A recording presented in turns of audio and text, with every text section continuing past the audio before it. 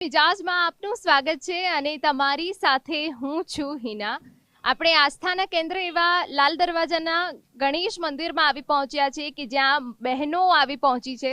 હવે આ ઇલેક્શનમાં બહેનોના કયા મુદ્દા રહેવાના છે, મહિલાઓને કેવા નેતા જોઈએ છે, સુરક્ષાનો મુદ્દો છે, મોંઘવારીનો મુદ્દો છે, એ બધા જ મુદ્દા સાથે છે. ત્યારે આપણે મહિલાઓ સાથે જ વાતચીત કરીએ કે તેમને શું લાગી રહ્યું છે, આ ચૂંટણીમાં શું પરિવર્તન આવશે, તેમના મુદ્દાઓ સાચા ઠરશે કે નહીં. શું નામ છે તમારું? સંસ્કૃતિ પંડ્યા. શું લાગે છે આ વખતે ચૂંટણીમાં શું થશે, કોણ જીતશે? BJP as usual. બીજેપી કેમ? I feel comfortable with them. મને ગમે છે, કમ્ફર્ટેબલ રહીએ છીએ, સેફ છે. The safety it comes to safety બહુ સારી છે. બિલકુલ. ફિમેલ સેફટી બહુ સારી છે. If you compare to other states of India, સૌથી સારું safe what I feel Gujarat છે. ગુજરાત તમને સૌથી સૌથી સેફ લાગે છે. લાઈક ઓવર ધ લાઈક આટલા વખતથી અમે જે બીજા અલગ અલગ સ્ટેટ્સમાં ફરીએ છીએ, ગુજરાત સૌથી વધારે સેફ લાગે છે compare to Mumbai as well. દિલ્હીની તો વાત જ ના થાય, બટ મુંબઈ સાથે પણ કમ્પેર કરીએ તો ગુજરાત વધારે. અહેમદાબાદ બહુ જ સેફ લાગે છે. રાતના લેટ નાઇટ બહાર જવું હોય, ફરવું હોય, if being a loan lady, બહુ જ સેફ લાગે છે. બિલકુલ. તમને શું લાગે છે અત્યાર સુધી અમદાવાદમાં તમે કેવો વિકાસ જોયો છે મહિલાની દ્રષ્ટિએ? વિકાસ તો છે, હું એવું કહીશ કે પાક્કું છે, કારણ કે મહિલાઓ શિક્ષિત પણ બની છે, સ્વરોજગારી પણ મેળવી શકે છે, અને અગેન જેમ આમણે કહ્યું એમ કે સુરક્ષા, એ સેફટી તો ગુજરાતમાં અને અમદાવાદમાં તો ફીલ થાય જ છે. અને બીજું એ છે કે સ્વરોજગારી ક્ષેત્રે હું એવું માનું છું, કારણ કે એઝ અ પ્રોફેશનલ હું ઘણી બધી મહિલાઓના ટચમાં હોઉં છું, તો સ્વરોજગારી ક્ષેત્રે પણ મહિલા ઘણી પગભર થઈ છે. એન્ડ બીજેપી માટે હું એ ચોક્કસ કહીશ કે 100% આવશે તો બીજેપી જ, પણ તે છતાં પણ હજી ગ્રાઉન્ડ લેવલ પર થોડું એ લોકોએ વર્ક કરવાની જરૂર છે. મોંઘવારી વિશે તમે શું કહેશો? તમારા બજેટમાં ઘર ચાલી જાય છે? ઠીકઠાક, કારણ કે થોડુંક શાકભાજી ને પેટ્રોલ ને બધું હજુ બી થોડુંક કરવાની જરૂર છે. ગેસનો બાટલો તો ડેફિનેટલી મેં કર્યું, પણ થોડુંક હજુ બસ શાકભાજી અને પેટ્રોલમાં, બાકી બધું તો છે. બિલકુલ. કેવા નેતા જોઈએ? જે બધાનો વિકાસ કરે તેવા. ફક્ત લેડીઝ નહીં, દરેકનો વિકાસ થાય એ જરૂરી છે, અને એટલા માટે જ નરેન્દ્ર મોદી આવવા જરૂરી છે. મોંઘવારી સાથે બધાને કમાણી પણ આપી છે, પણ મારું એટલું કહેવું છે કે જે ટેક્સ પેયર છે એ લોકોને થોડો લાભ મળે, હોસ્પિટલાઇઝ સસ્તું થાય, એજ્યુકેશન થોડું સસ્તું થાય, તે જરૂરી છે.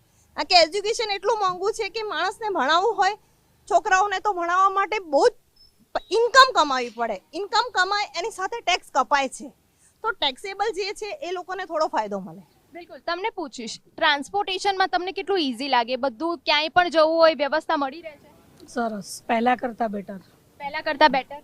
બીજા આ વખતે આ ચૂંટણીમાં કયા મુદ્દાઓ હોવા જોઈએ? મોંઘવારી થોડી ઓછી થવી જોઈએ. એ જ ગૃહિણીને એ જ નડે છે, મેઇન પ્રોબ્લેમ એ જ. હા, બધા જ દાળ ચોખા બધું જ, ઘઉં છે, બધું જ લઈને, એના માટે મોંઘવારી ખાસ. બીજું તો ચાલો ચાલે. અને લેડીઝ માટે તો છે જ, અમદાવાદ જેવી સિટી જ નથી. અમદાવાદ ઇઝ બેડ, મસ્ત. બેન, શું લાગે છે આ વખતે કોણ આવશે? કોંગ્રેસ કે ભાજપમાં? હા. ભાજપ જ આવશે. કેમ ભાજપ આવશે?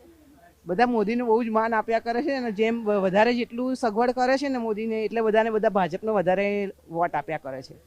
કોંગ્રેસનું તો બહુ જલ્દી કરતા જ નથી બધા. બિલકુલ. તમને કેવા મુદ્દા તમારા માટે યોગ્ય છે કે આ મુદ્દા ચૂંટણીમાં હોવા જોઈએ?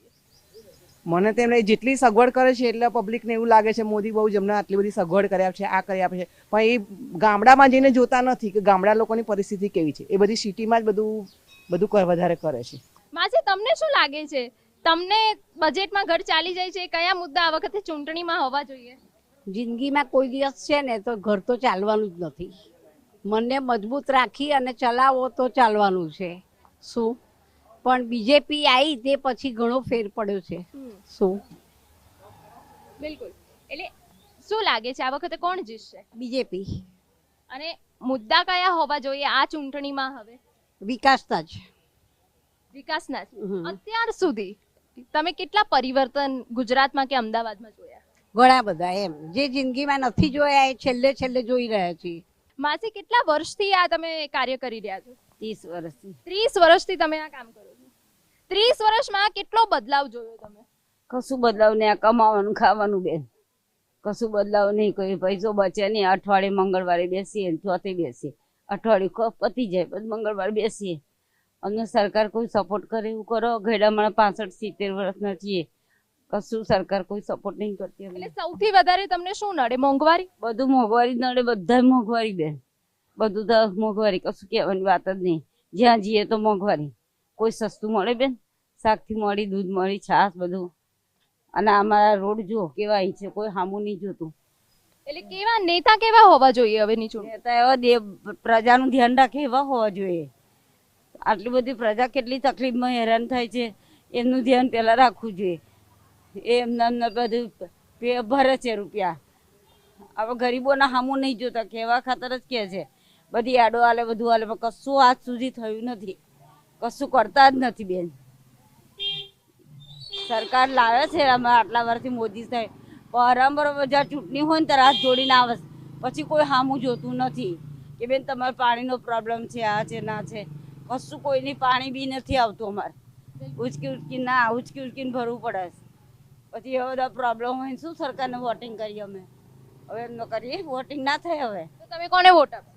મોદીને જ આપીએ છીએ અત્યાર સુધી, તોય મોદી કશું કરતો નહીં. તો હવે કોને આપશો? હવે વિચારીએ બેન, અમારું જે કામ કરશે એ ના લઈશું. આ એ મહિલાઓ છે કે જે મહેનત કરે છે, રોજી રોટી કમાય છે, તો એમના મુદ્દાઓ, પહેલો મુદ્દો સૌથી જે મહત્વનો હોય એ જ છે કે મોંઘવારી ઓછી કરે તો તેમનું ઘર ચાલે. એટલે આ ચૂંટણીમાં હવે મોંઘવારીમાં મહિલાઓ જે છે એ સામાન્ય વર્ગને કેટલી રાહત મળે છે એ જોવાનું રહ્યું. કેમેરા પર્સન નટવર પરમાર સાથે હિના ચૌહાણ, TV9 અમદાવાદ.